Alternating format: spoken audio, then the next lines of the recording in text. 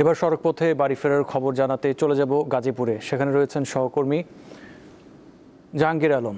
জাহাঙ্গীর, মহাসড়কে এই মুহূর্তে যানবাহন কেমন গতিতে চলছে আমাদের জানাবেন।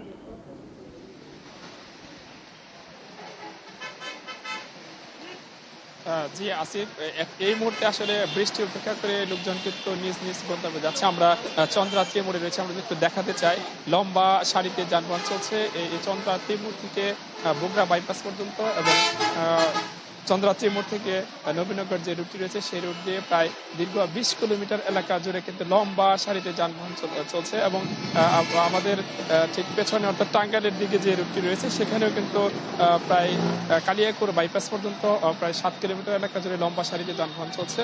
এবং বৃষ্টি হচ্ছে প্রায় আধা ঘন্টা যাবত বা 11:30টার পর থেকে কিন্তু মুষলধারে বৃষ্টি এবং ঝড় হয়েছে, এবং ঝড় বৃষ্টি উপেক্ষা করেই লোকজন কিন্তু নিজ নিজ গন্তব্যে যাচ্ছে। অর্থাৎ উত্তরবঙ্গের প্রায় 17টি রুটের 17টি জেলার প্রায় 22টি রুটের যানবাহন কিন্তু এই সড়ক দিয়ে পার হচ্ছে। এবং গাজীপুর এবং ঢাকা থেকে এই গাজীপুরে কিন্তু আজ সকল শিল্প কারখানা ছুটি হয়ে যাবে। গতকাল 45% কারখানা ছুটি হয়েছিল, এবং গতকাল বিকেল থেকেই এই মহাসড়কে কিন্তু লম্বা সারিতে যানবাহন চলাচল করছে।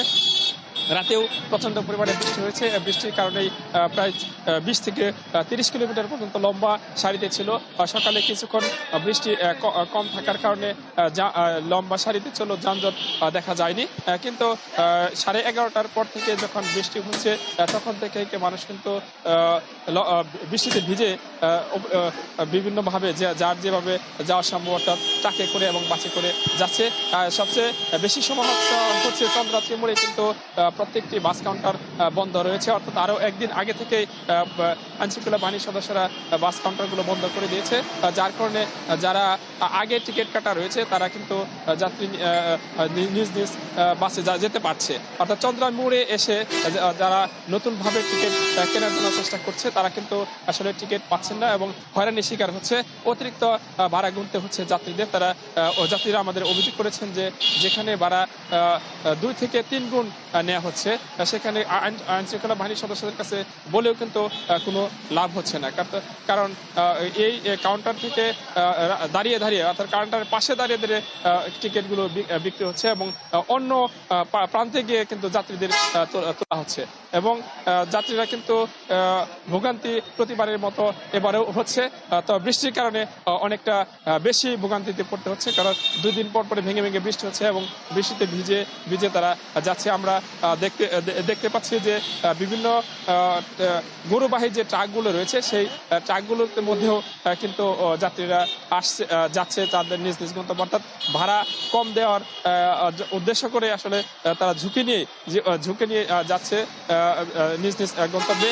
এদিকে ঢাকা ময়মনসিংহ মহাসড়কেও কিন্তু লম্বা সারিতে যানবাহন চলছে। আমরা খোঁজ দিয়েছি বগুড়া বাইপাস থেকে টঙ্গী পর্যন্ত প্রায় 12 কিলোমিটার এলাকা জুড়ে কিন্তু লম্বা সারিতে যানবাহন চলছে। আইনশৃঙ্খলা বাহিনীর সদস্যরা চেষ্টা করছে যাতে যাত্রীদের নির্বিঘ্নে তাদের নিজ নিজ গন্তব্যে যাওয়ার জন্য সুবিধা দিতে পারে। এবং আমরা পাশাপাশি দেখেছি কিন্তু এই চন্দ্রাতে সেনাবাহিনীর লোকজনও রয়েছে, পাশাপাশি বিজিবির লোকও ঢাকা ময়মনসিংহ মহাসড়কে দায়িত্ব পালন করছে যাতে মানুষের কোনো ধরনের ভোগান্তি না হয়। এবং হাইওয়ে পুলিশের ডিআইজিও কিন্তু দুপুরের দিকে এখানে এসেছিলেন, এসে দেখেছেন যে যানবাহন কীভাবে চলাচল করছে, আরও গতিতে যানবাহন চালানো যায় কিনা তার চেষ্টা করছে। অর্থাৎ লোকজনকে কিন্তু স্বস্তিদায়কভাবে ফেরানোর জন্য চেষ্টা করছে আইনশৃঙ্খলা বাহিনীর সদস্যরা, কিন্তু প্রকৃতির কারণেই মানুষকে ভোগান্তিতে পড়তে হচ্ছে বলে জানিয়েছেন আইনশৃঙ্খলা বাহিনীর সদস্যরা। আসিফ ছিলেন জাহাঙ্গীর আলম।